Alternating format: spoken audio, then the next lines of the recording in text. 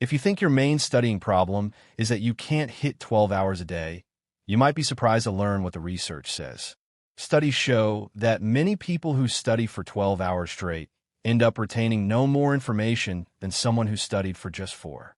Why do some people study for 12 hours but still fail to learn effectively? Imagine we have 2 students. The first one studies for 12 hours every single day.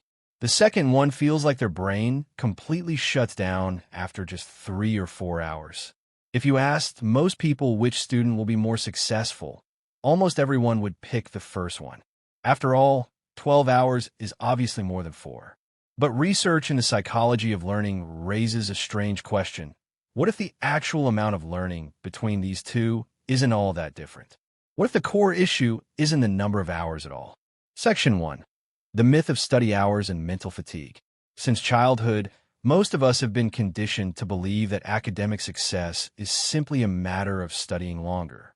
That's why when someone says they study 10 or 12 hours a day, we subconsciously assume they've unlocked the secret to success. However, studies on mental fatigue paint a very different picture. They distinguish between 2 distinct concepts: actual fatigue and the feeling of fatigue. Interestingly, humans vary drastically in how quickly they feel tired, but when it comes to actual cognitive performance, our brains are much closer in capacity than we think. This means 2 people could learn roughly the same amount of information, yet one might feel completely burnt out while the other feels fine to keep sitting at their desk. Because of this, study hours alone are a terrible metric for measuring real learning. Sometimes a person with 4 hours of intense, focused study learns just as much as someone with 10 hours of scattered, distracted study. Instead of focusing on the volume of study, we should be focusing on the density of study. Section 2. The myth of learning styles. So, how do you actually build this study density? This is usually where the famous myth of learning styles enters the picture. You've probably heard people say, "I'm a visual learner. I'm an auditory learner. I can only learn by writing things down." For years, the popular idea was that everyone has a specific, fixed learning style, and if you could just find yours, everything would click. But when researchers looked at the actual scientific evidence, the reality wasn't that simple. In fact, there is no solid evidence to prove that individuals have one fixed, permanent learning style. The human brain is far more adaptable than these rigid categories suggest. Some days you learn better by reading, other days by explaining concepts out loud. Sometimes it's through practice tests, and other times by sketching diagrams. Therefore, instead of searching for a magical learning style, it is much better to experiment with different methods and see what works best for the specific topic you are tackling. Section 3. The hidden enemy. The illusion of competence. Even if you do everything right, there is still a hidden enemy waiting for you.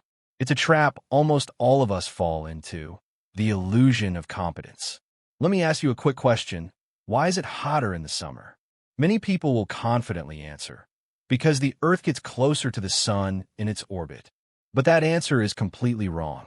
If that were true, it wouldn't be winter in Australia while it's summer in the US.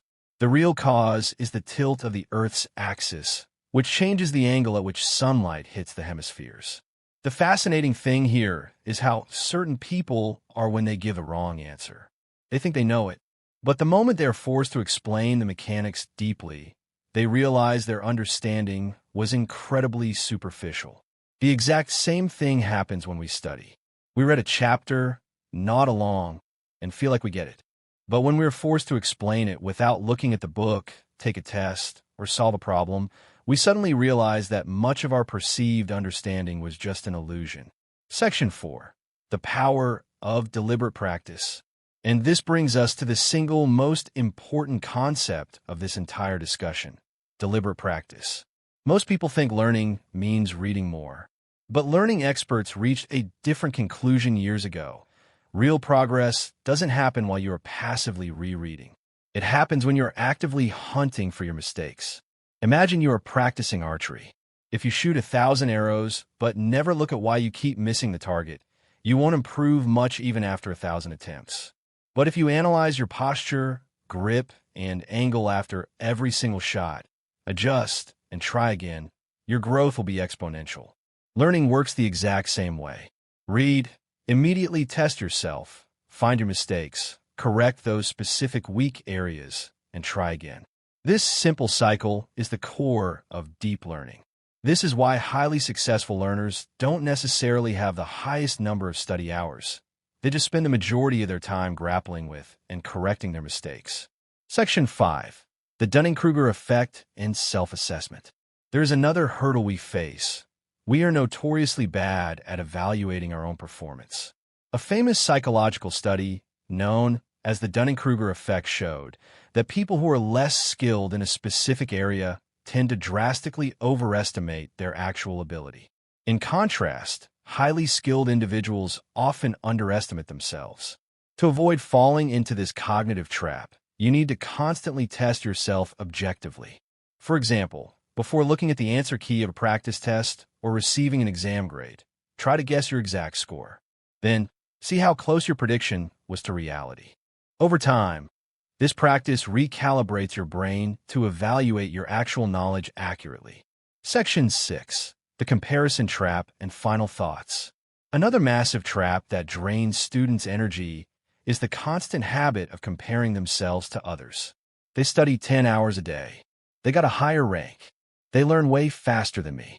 But comparing yourself to someone who has a completely different background, genetics, focus level, and path gives you zero useful data.